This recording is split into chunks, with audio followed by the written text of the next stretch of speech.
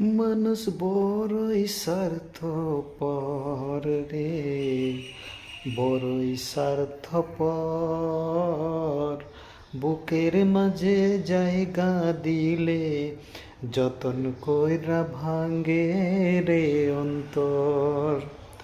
মানুষ বড়ই স্বার্থপর রে, বড়ই স্বার্থপর। বুকের মাঝে জায়গা দিলে যতন কইরা ভাঙ্গে রে অন্তর।